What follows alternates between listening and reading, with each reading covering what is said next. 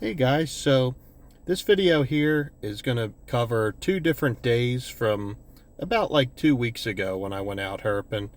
The first one was when I met up with Dave, Kyle, and Scott, and we just did like a full day at Delmarva Peninsula herping, and it was pretty cool. That was a picture of a pink lady slipper that I found at the one spot we went to. But at this first spot, we found this really cool looking garter snake. Now he's got some stuck shed on the back end there, but other than that, he's a pretty good looking snake. But what's so cool about this is this is a spot where I usually just find ribbons, so it's neat to find both species of Thamnophis at the same location. He obviously didn't want to go the way that I was placing him to go. After that, I think we saw two other water snakes that got away, but then we saw this northern water snake that was just hanging out right there, but then what was really cool was he kind of just turned and started like swimming right towards the bank, almost like he was coming up for attention. But that wasn't what this was. I totally didn't go to grab this snake and almost fall in the water. That definitely didn't happen. The highlight of the day, though, was Scott walking up on this water snake eating this big bullfrog. Now, as you can see, this isn't like a huge water snake, but that definitely is a big frog. So we were able to get some really good footage of this. I mean, this was just using my phone, but my friends Kyle and Dave, they had some really good zoom in lenses, and they got some really good footage of this. And even at one point, another snake came up and actually started trying to mate with this female while she was trying to eat this frog. I mean, it was pretty wild. Like a snapping turtle swam by at some point, but you know, I don't like seeing stuff get killed, but it is neat seeing like a snake being healthy and, you know, just engaging in snake behavior. But eventually this snake did get that bullfrog down. It probably won't need to eat for another couple weeks.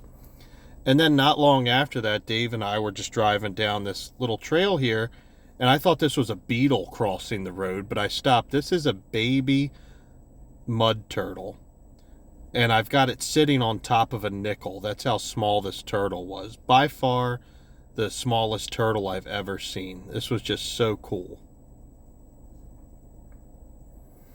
And then after that, we went to a different spot. I flipped that little piece of plastic that I have out there and found this little brown skink. I call them ground skinks. I've said that before. It's almost like they have two different names, but these guys can be hard to catch, so I'm always afraid their tail's going to fall off, but let him go. And then this board right near there that's never produced, Scott ended up flipping a worm snake. Now, worm snakes are really common, and I've been herping this spot for probably the past 3 years, but I never find them there. I found two just in the past like 2 weeks. Then after that, we were flipping through this pile of flooring shingles, hoping to find a milk snake or something like that, but Scott ended up finding this really cool eastern fence lizard that's trying to do a bearded dragon impression and looks scary to us. But just really cool. These guys are one of my favorite species of lizards to find in the mid-Atlantic. And then not long after that, me and Kyle are walking up to this rotted board that I have out talking trash on it. Well, it ended up having 3 racers under it. One of them got away. Then there was this one that seemed to have just an eye issue. Just wasn't looking too well. It's recovering from a wound there on its midsection. And then there was this one that I'm holding. This one was actually really healthy looking. It's got that big kind of like indigo snake look to it. These are my favorite types of racers to find, but still just really cool to find like 3 of them under the same board. Like I said, other than that one's look, it was acting pretty healthy. And then right there's Kyle in the background. Everybody say hi. And then this was our last snake of the day. I did a voiceover for this whole day because the wind was just so bad. But this was another racer. This was probably our 7th racer of the day. And what was cool about this was a piece of tin that I put out maybe like 5 or 6 weeks ago, and it was already producing. So good day for racers. So that was a pretty successful day of herping, and then I was able to get out to just a local spot near my house after work, I think like 3 days later. This is pretty cool. Just flip this piece of tin. Just got out here after work. And nice little garter snake right there. Try to keep my shadow out of it.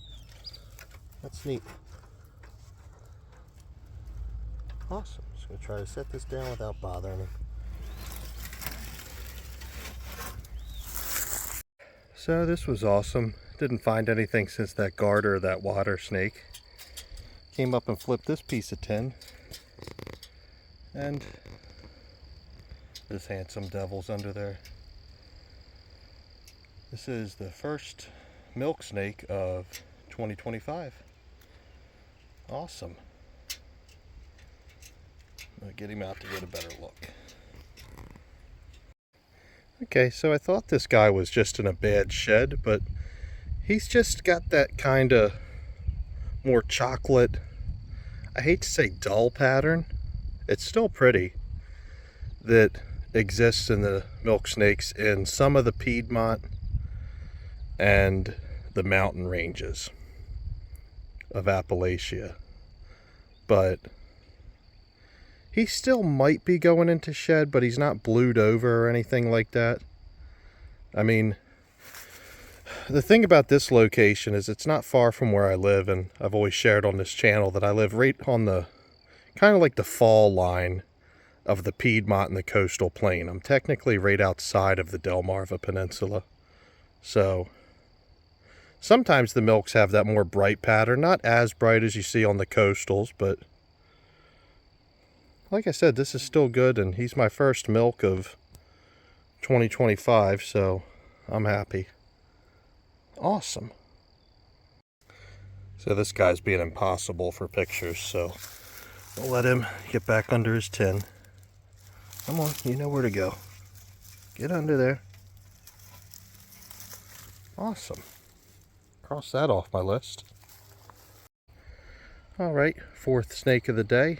Fourth species of the day. Just a little ringneck. Pretty cool. Come on, get back under there. Go. I'm giving you the world. Nice.